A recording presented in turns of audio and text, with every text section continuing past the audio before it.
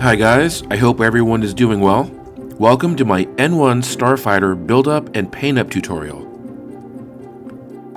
I show you a little bit of behind the scenes of 3D printing this model, then some assembly steps, but mostly I'm demonstrating my painting process using automotive gloss paints and a Lumiluster. I ended up filming much more of this process than I originally anticipated, so I broke this tutorial into two parts. In part 1, I apply the automotive paint substrate and then apply chrome to all the parts. Part 2 demonstrates my weathering techniques. If you enjoy these lessons, be sure to subscribe to my channel and webpage for several hundred of useful tutorials filmed over the last 20 years. I thought I would take a pause during this build and film some of this. This is Alain Rivard, I'm not sure I'm pronouncing that name right, but this is his 3D sculpt of the N1 Starfighter, Mandalorian's N1. So you can see I'm kind of far along. This has been printing for, I don't know, about a week and a half on two of my printers. I've got a Saturn, an Elegoo Saturn, and an Elegoo Mars 2 Pro. So you can see the size of this. This is upsized to 180% from his default scale. And the detail is amazing. And here are the engines. Again, these are all upscaled to 180%. And the detail is magnificent. I plan on using a Lumiluster to give this a chrome finish. This was printed in 5 separate pieces. Just this. And there's still more that needs to go on here. But you can see where it joins here, it joins here, I've got a join there, that joint comes all the way across here. And I had a little bit of trouble aligning these things, so I've got a tiny bit of a gap here. So you can see I've done a little bit of Bondo work so far, so now what I'm doing is epoxy sculpt. Okay, here you can see I filled in some of these gaps with that magic sculpt. Filled in some of these transitions. The underside has this area filled in. So tomorrow, when this is dry, I'll give it a little coat of Bondo and sand them smooth, and you'll never, ever be able to detect those join lines. I thought I'd show you the last print for this project on the Elegoo Saturn. Is this lower hull pan, front lower. Turned out really nice. This was I think it was a 9-hour, almost 10-hour print for this piece. And this is the last print on the Mars 2 Pro. You can see the canopy, the figure, and the last of the tail, little spiky tail part. But look at these pieces right off the printer, man. Amazing. Alright, man, this is almost ready to paint. I made a little mod here. I deepened that well. So a little baby Grogu can sit right there a little bit deeper. And then this guy is nearly finished. I sculpted his gauntlets and I 3D printed, just on, again, on Thingiverse. Found these little blank hands. They're actually like monster claws. But they work. And so he's pretty much ready to paint also, and just I'm on my final round of polishing. But you can see all these seam lines have disappeared.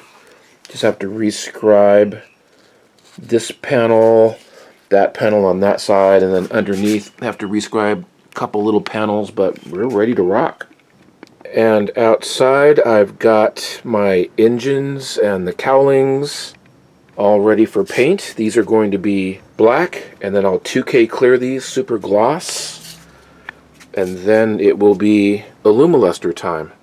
But look at the size of this tail fin. It's amazing. There's a little spoiler. Alright, so I'm ready to paint.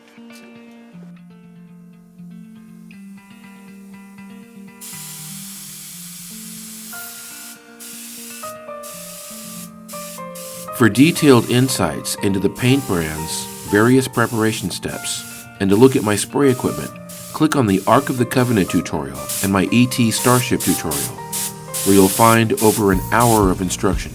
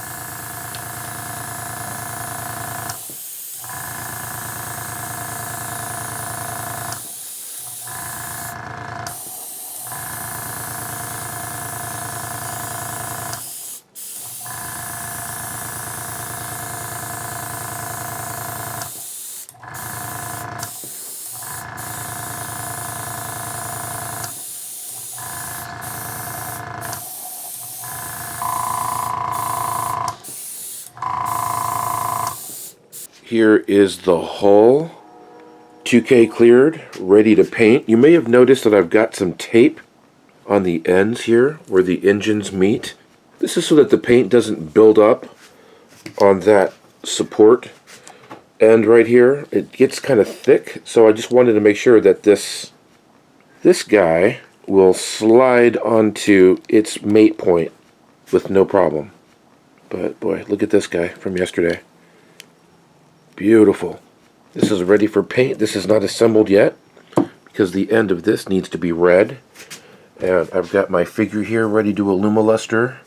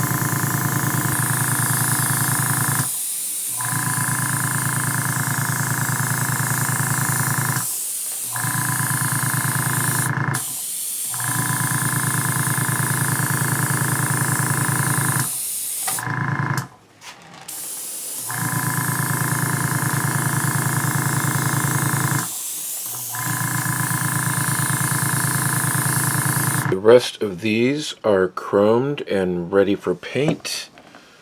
I've got the figure chromed, ready to hand paint that guy. And here's the body. Absolutely astonishing. Look at this beauty. So I'm starting to apply some color. This is about 50-50 copper and red on that front engine part. And there's a few little details that will be painted, hand painted in silver. That same color, except with a little bit more copper added, is used to make the color distortions on this cone. I see that it's black all the way around the ring, down here. Just straight black. And then, up these veins, and kind of in little half-moon shapes, here, each of these, it's dark and dark up here.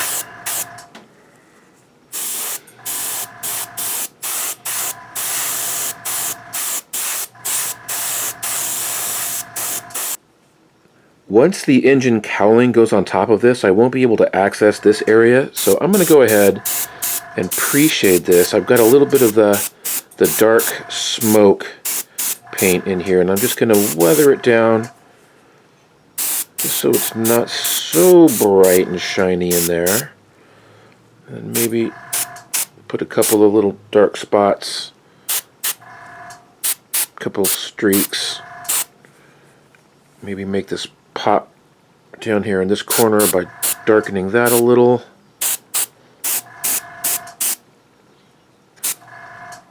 Alright, so I think I'm going to maybe stop there. I'll be able to access the rest of this later.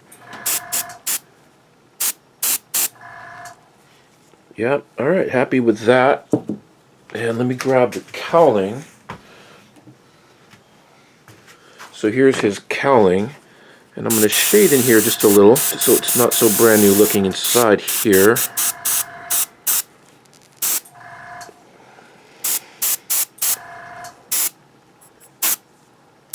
Not worried about doing the outside. Not yet, a little premature. And let's go ahead and see how this looks. Okay. Yeah, I think I'm going to stop there. I applied the silver accents to these rods and this ring. Just real subtle. I'm not sure how much of this you're going to see once the cowling's in place. Okay, here are these engines. Looking super shiny, super pretty. I've got these, whatever these are, these little booster pieces on here. I can see that detail I added to that red part. And those are ready for install. And now, fully assembled.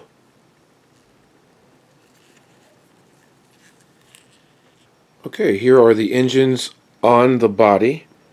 Before I start weathering this, I just want to see how everything looks. Like I'll end up taking these engines off and weathering things a little bit separately. Here's the little pilot, Din, and he is a really tight fit, but he will go in. And I spent a little time this morning painting little baby Grogu, and he lives right there. Okay, let's go ahead and take this guy apart and let's go through some weathering steps. This concludes part 1. Click part 2 to see the weathering steps. We start with heat distortion colors on the nozzles. Then I'll be using airbrush techniques, filtering tricks, and masking and panel accent techniques. I vacuform the 2 canopies and install them. A mirrored acrylic base is produced, and we conclude with the completed display model.